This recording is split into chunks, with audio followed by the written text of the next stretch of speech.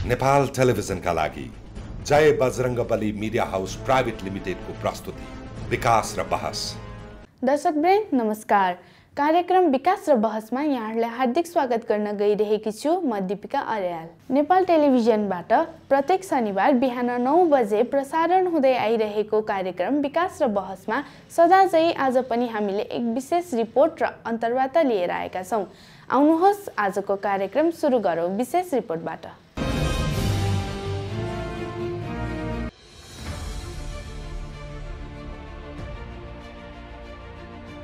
आधुनिक तथा व्यावसायिक कृषि उत्पादन अहिलेको समयको प्रमुख माग नै हो।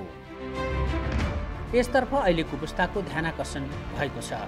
निर्वाहमुखी कृषि उत्पादनमा सक्रिय हाम्रो समाज आय आर्जनमुखी कृषि उत्पादनतर्फ लक्षित बन्दै गइरहेको छ। विशेष गरी वैदेशिक रोजगारीमा गएका जनशक्तिहरू स्वदेश फर्केपछि त्यहाँको विकास र यहाँको सम्भावनालाई देखेर समृद्धि माटोबाटै प्राप्त गर्न सकिन्छ भनेर प्रतिबद्धतापूर्वक कृषि उत्पादन तथा पशुपक्षी पालनलाई व्यावसायिक रूप दिन कटिबद्ध छन्।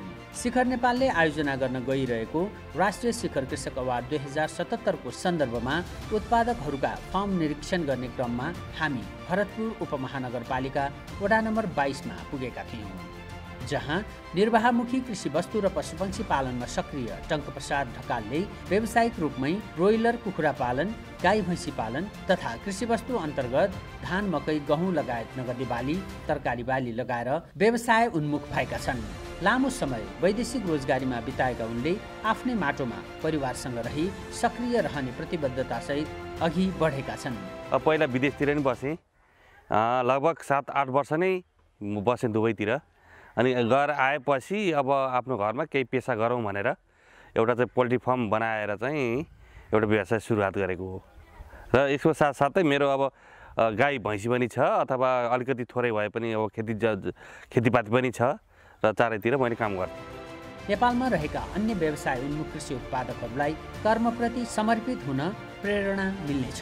मैले के भन्छु भने कुखुरा पालन खासै नराम्रो पेसा होइन, राम्रै पेसामा म मान्छु। अब जस्तै खाडी मुलुकहरूमा विदेशतिर गएर तपाईँको जम्मा 25-30 हजारमा काम गर्नुभन्दा यो पेसा गर्नु त राम्रो छ।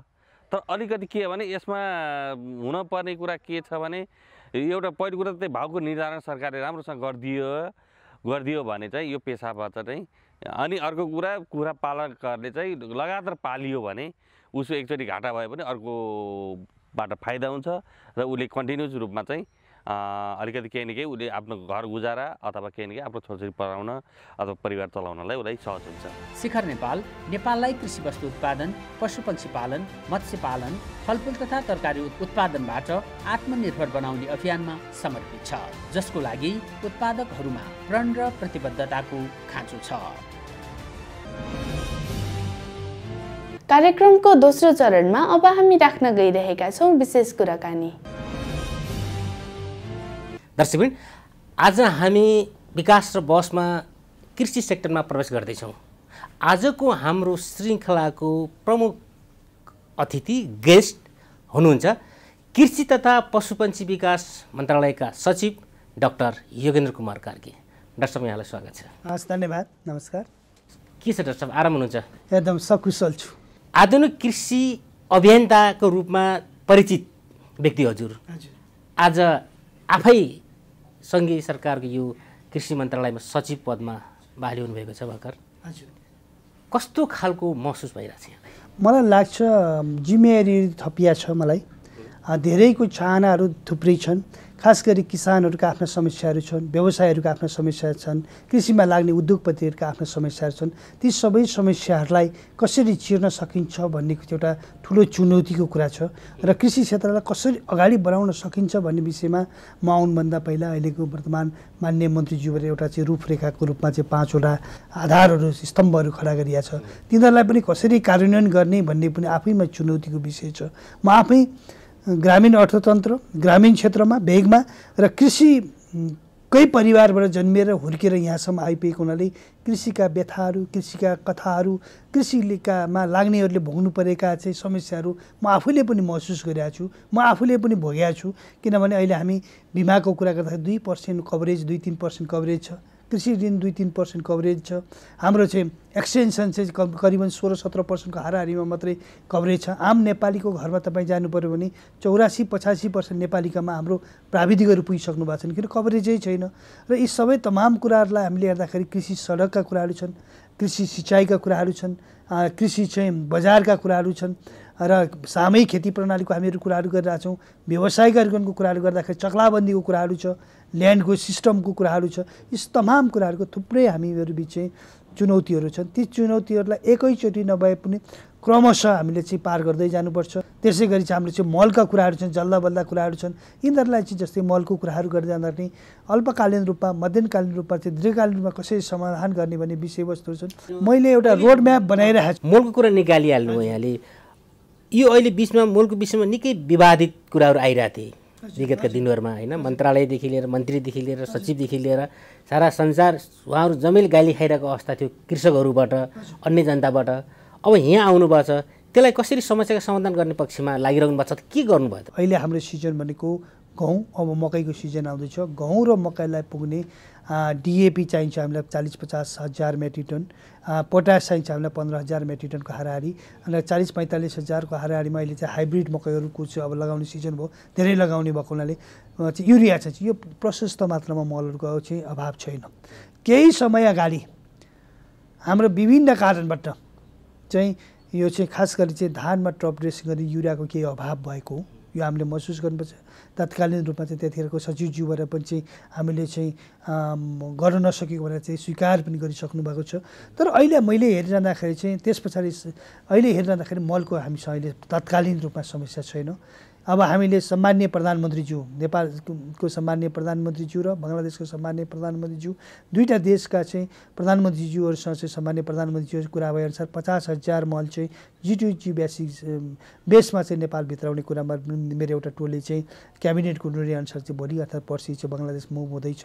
त्यसपछि 50,000 मेट्रिक टन हामीलाई युरिया त्यहाँबाट आउँछ र हामीले टेन्डरिङ सिस्टमहरूलाई चाहिँ जस्तो साउनमा हामीलाई टप ड्रेसिङ गर्नलाई चाहिँ युरिया धानलाई चाहिन्छ भनेदेखि मेजर रूपमा चाहिँ युरिया चाहिनेहरूको धानको टप ड्रेसिङ गर्न होला। त्यसमा चाहिँ मकै र उसको त थोरै मात्रामा चाहिन्छ गाउँको, अनि तरकारीहरूमा चाहिन्छ त आफ्नो ठाउँमा छ। गर्नको लागि हामीले यही पुसमै हामी चाहिँ टेन्डर प्रक्रियामा जानुहोस् भनेर चाहिँ मैले निर्देशन गरिसकेको छु। म यहाँ मार्फत के आग्रह गर्न चाहन्छु भने मलको समस्याहरू हाम्रो माननीय मन्त्रीज्यू पनि मलको विषयमा निकै चिन्तित हुनुहुन्छ र मलाई एउटा रोड म्यापै दिनुभएको छ। म्यान्डेट मलको समस्या सदाको लागि हामीले हल गर्नु पर्यो।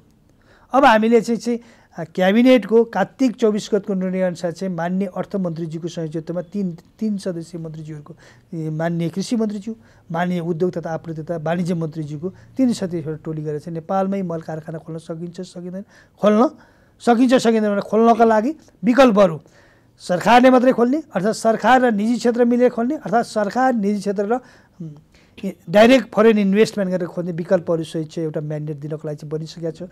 त्यसको वर्कआउट चाहिँ सचिव लेभलमा पनि भइरहेको छ, सहसचिव लेभलमा पनि वर्कआउटहरू भइरहेको छ। म के आग्रह गर्न चाहन्छु भने हामीलाई चाहिने 7.5 लाख मेट्रिक टन अलिकति बढीमा नभए 5 लाखको हाराहारीमा पनि भयो भने पनि मलले चाहिँ केही चाहिँ अनुभूति दिन्छ हाम्रो किसानहरूलाई। र अहिले त हामीले इफेक्टिभ रूपमा भन्नुपर्यो 3.5 लाख मेट्रिक टन मल खरिद गर्नको लागि मात्रै सरकारको चाहिँ सब्सिडीहरू पुगिरहेको छ, त्यो चाहिँ पर्याप्त छैन। मैले भनिहाल्नु पर्दाखेरि अब हामी चाहिँ दीर्घकालीन रूपमै मलको समस्यालाई सदाको लागि अन्त गर्ने गरी चाहिँ हामीले रोड म्याप बनाउँदैछौँ, सुरुवात गरेका छौँ। हामी एउटा चाहिँ दीर्घकालीन रूपमा नेपालमै मल कारखाना हुनुपर्छ भन्नेमा पनि छलफलहरू र बहसहरू अगाडि बढेको छ। सम्माननीय प्रधानमन्त्रीज्यूबाट स्पष्ट निर्देशन आइसकेका छ।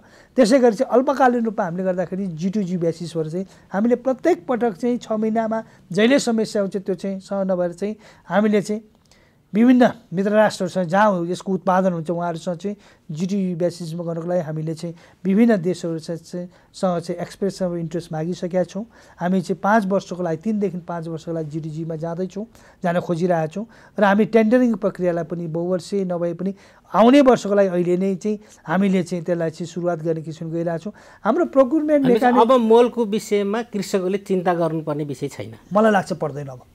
अब हामीले एउटै कुरामा चिन्ता गर्नुपर्छ, हामीले मल ल्याइरहँदाखेरि कहीँ कतै चाहिँ डिस्ट्रिब्युसन सिस्टममा चाहिँ पेट्रोल मिलिरहेको छ भने त्यसलाई चिन्ता गर्नु पऱ्यो र हामीले ल्याइरहेको मलमा कतै कमजोरी भन्नाले चाहिँ के हुन्छ भने क्वालिटीको छैन भनेदेखि कहिलेकाहीँ त्यो लटहरू यस्तो हुनसक्छ, प्राविधिक कुरा हो, छ भने चिन्ता गर्नु पऱ्यो। त्यसलाई चाहिँ हामीलाई चाहिँ सरकारलाई सचेत गराउनु पऱ्यो, त्यो पाइयो भनेदेखि। तर मैलै नपाइने भन्ने समस्याबाट चाहिँ हामी मुक्त हुँदैछौँ। अब यहाँ लामो समयसम्म सङ्घीय मन्त्रालयको योजना शाखामा बसेर काम गर्नुभयो, सहसचिवको पदमा रहेर। हजुर। बागमती प्रदेशमा यहाँ कृषि मन्त्रालयको सचिवमा रहेर काम गर्नुभयो। हजुर।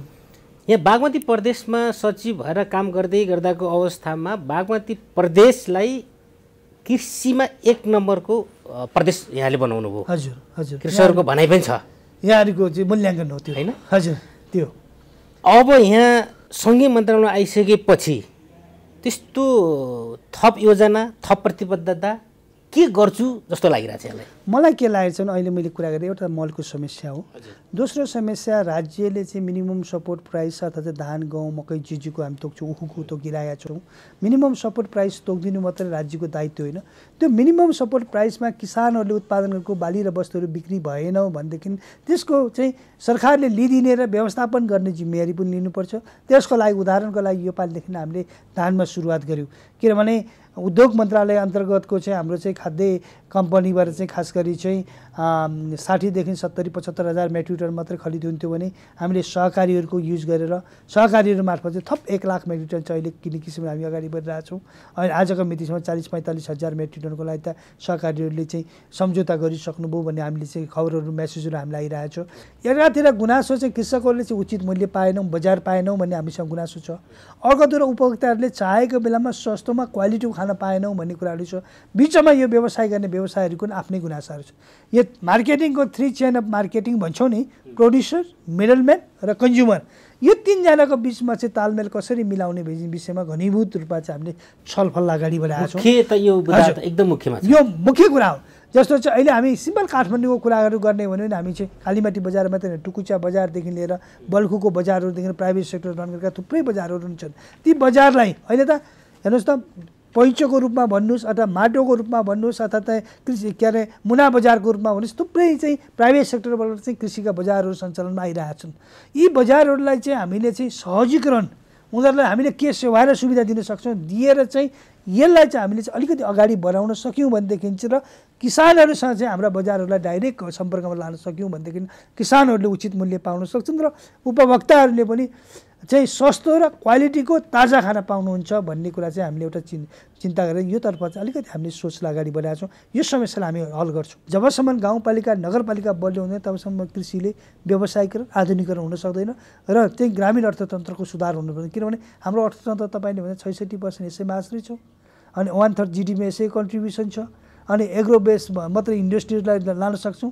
सर्भिस सेक्टर, इन्डस्ट्री सेक्टर त अझै पनि 5-7 वर्ष 10 वर्ष लाग्ला अगाडि आउनको लागि। अहिले एग्रिकल्चर सेक्टरै हो, त्यो आउनको लागि चाहिँ हामीले चाहिँ स्थानीय तह र प्रदेश सरकारलाई चाहिँ खास गरी एग्रिकल्चर सेक्टरमा सशक्त बनाउनुपर्छ र उहाँहरूको भूमिकालाई अझ बढी चाहिँ बढाउनुपर्छ भन्ने लाइनमा नै म चाहिँ वर्कआउट गरिरहेको छु। हामी त्यतातिर चाहिँ ढल्किरहेछौँ, त्यो गर्ने चाहिँ हामीले चाहिँ सोच बनाइरहेछौँ। यसो हुन सक्यो भने 1-2 वर्षमा देखिने खालको फराकिलो चाहिँ कृषिमा परिवर्तन भएको तपाईँ हामी सबैले महसुस गर्छौँ। कृषिमा अनुदान कुराहरू जुन छन्, केही कृषकको भनाइ के छ भने सरकारले हामीलाई अनुदान भन्दा पनि हामीले उत्पादन गरेको चिजलाई बजारीकरणको राम्रो व्यवस्था गर्दै हुन्थ्यो, अथवा हामीले उत्पादन गरेको चिजलाई सरकारले आफै लिने व्यवस्था गर्दै हुन्थ्यो भन्ने कुरा हुँदैछ एउटा पक्ष।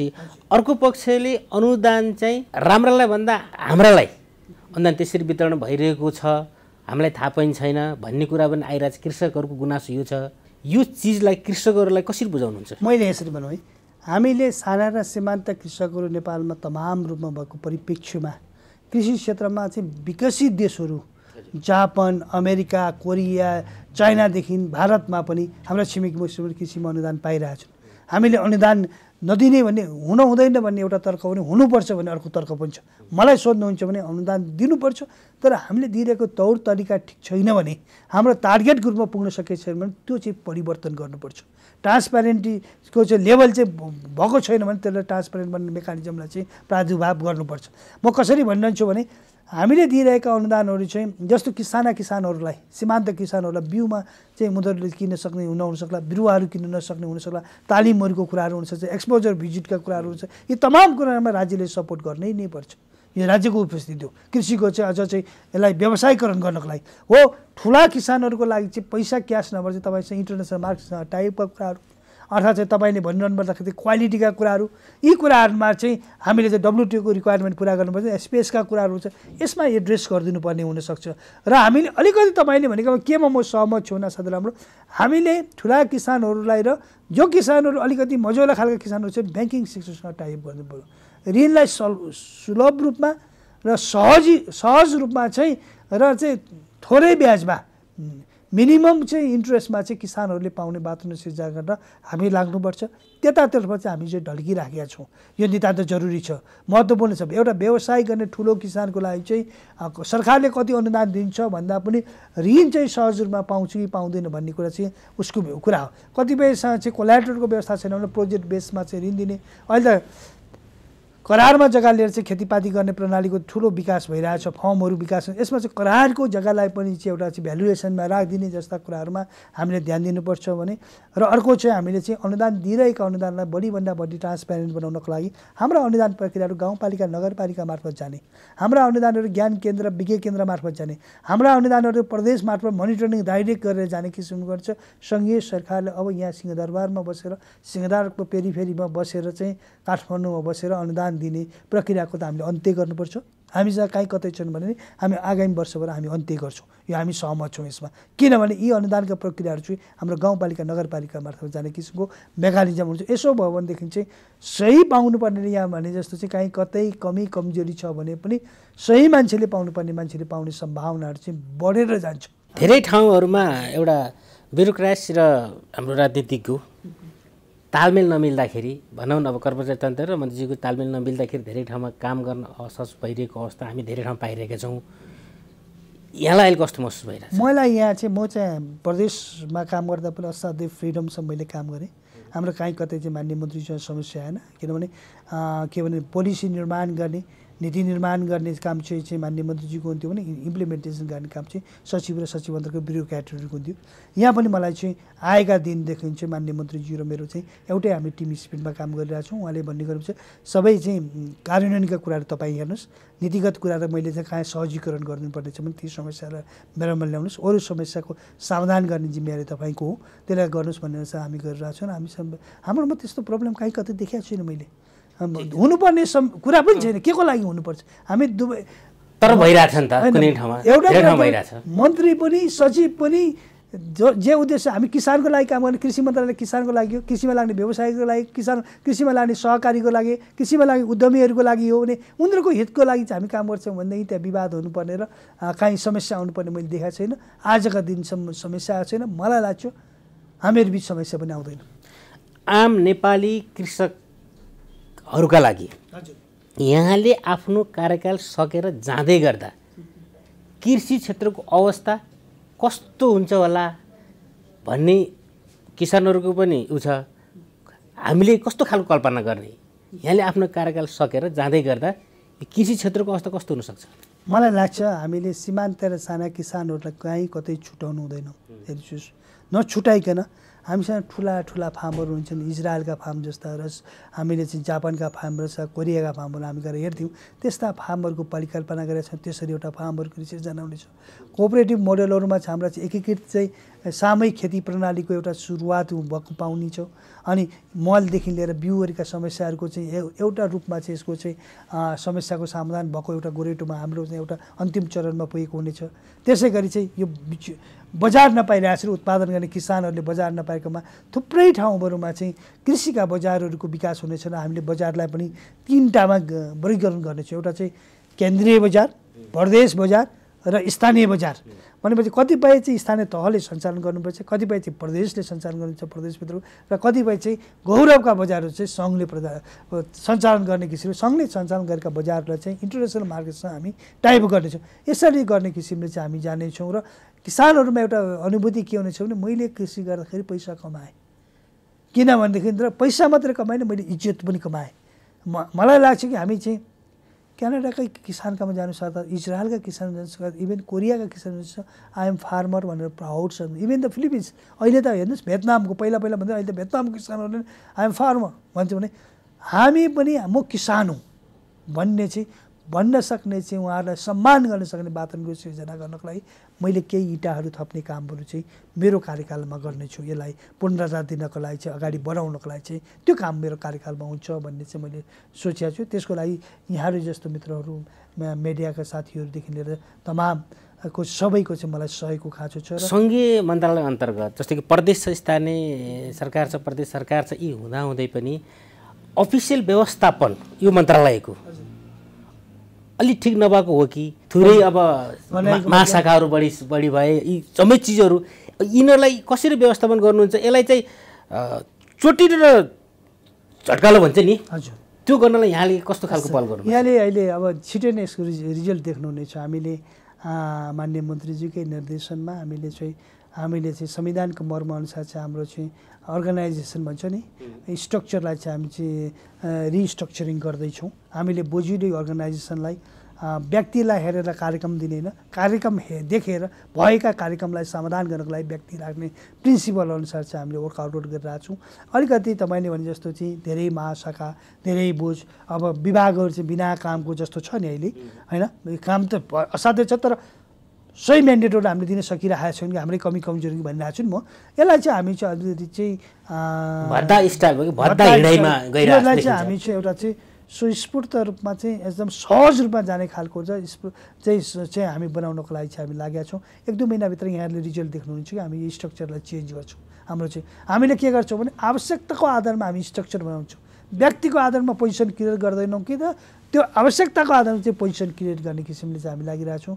हाम्रो प्रशासन सहसचिवहरू, एकजना हाम्रो सहसचिवज्यू चाहिँ यसमा चाहिँ रिस्ट्रक्चरिङ गर्नलाई चाहिँ लागिरहनु भएको छ। उहाँहरूलाई कार्यदलबाट चाहिँ कामहरू गरिरहन्छ। छिट्टै नै यसले चाहिँ समाधान पाउँछ र हाम्रो धेरै जस्तो विज्ञहरू तलै जानु पर्यो।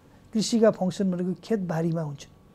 हाम्रो कृषिको फङ्सन भनेको त त्यहीँ हुन्छ भने यहाँ बसेर सिंहदरबारमा बसेर त हुँदैन नि। अघि नै मैले भने हामीले त पोलिसी बनाउने हो, सिंहदरबारमा रेगुलेटरी फङ्सन गर्ने हो, कोअर्डिनेसनको कामहरू गर्ने हो भने मैले भने नि। र हामीले फेरि एउटा नारा पनि ल्याइरहेको छौँ, संरक्षित कृषि सुनिश्चित बचतको नारा छ, जसमा चाहिँ हामीले चाहिँ इनपुटहरू चाहिँ सहजीकरण गर्ने, बिमाको कुराहरू छ, अनि हामीले चाहिँ के भन्छ कृषि ऋणका कुराहरू छन्, प्राविधिकका कुराहरू छन्। यी सबै कुराहरूको तालमेल, मिनिमम सपोर्ट प्राइसको कुराहरू छ, तालमेल मिलाउने खातिर भने यही तालमेल मिलाएर गाउँहरूमा व्यावसायिक र आधुनिक खेती प्रणाली जाने, गाउँ उन्मुख सहरहरूमा करेसाबारीहरूमा फोकस दिने, अनि सहरमा कोशी खेतीमा फोकस दिने भनेपछि त हाम्रो जनशक्ति कहाँ चाहियो त बढी भन्नुहोस् त? गाउँमा चाहियो। गाउँ भनेको कहाँ? गाउँपालिका, नगरपालिका भनेपछि हामी त्यही अनुसार काम गर्छौँ। तपाईँहरू कसैले पनि कमेन्ट गर्ने बाटो नरहने गरी हामी ओएनएम गर्दैछौँ, गरेर हामी देखाउँछौँ। यहाँ शिखर नेपाल भन्ने एउटा संस्थाले रेगुलर रूपमा वर्षै पछि गर्दै आएको राष्ट्रिय शिखर कृषक अवार्ड को यहाँ अवार्ड परिकल्पनाकार पनि हुनुहुन्छ। अब फेरि यो फागुनको अन्तमा शिखर नेपालले राष्ट्रिय शिखर कृषक अवार्ड 2070 आयोजना गर्दैछ। त्यस्ता किसिमका अवार्ड कार्यक्रमले कृषकहरूलाई कस्तो खालको ऊर्जा दिन्छ? यहाँले त्यो अवार्ड परिकल्पना किन र के का लागि गर्नुभएको थियो? हेर्नुहोस्, मैले चाहिँ अघि नै यहाँहरूले भन्नुभयो नि, त्यहाँ सरकारले दिइरहेको अनुदानहरू चाहिँ पहुँचको आधारमा अर्थात् चाहिँ सही ठाउँमा पुगेको छैन भन्ने कुराहरू उठाइरहनु भएको थियो नि। हामी चाहिँ सही ठाउँमा पुगेको छैन भने पुर्याउनु पर्छ। हामीले गल्ती छ भने कमी लुकाउनु हुँदैन भन्ने मान्यताको म मान्छु।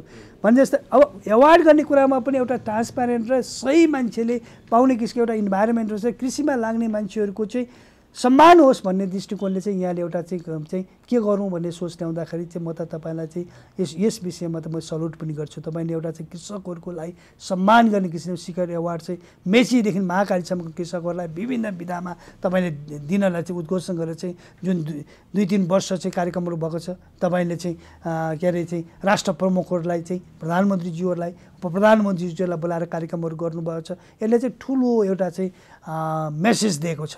र मैले अब आगामी दिनमा पनि यसलाई चाहिँ अझ यसको कभरेजहरू, यदि हामीले चाहिँ अवार्ड दिइरहँदा कहीँ कतै कमी कमजोरी भएको छ, गुनासो आएको छ, पाउनुपर्नेले पाएन, नपाउनु पर्ने पायो, फलाना यो विधामा पाउनु पर्छ, त्यो विधामा पाएन, अर्को विधामा मात्रै पायो भन्ने छ भने तिनलाई पनि अब हामीले समेट्दै जानुपर्छ।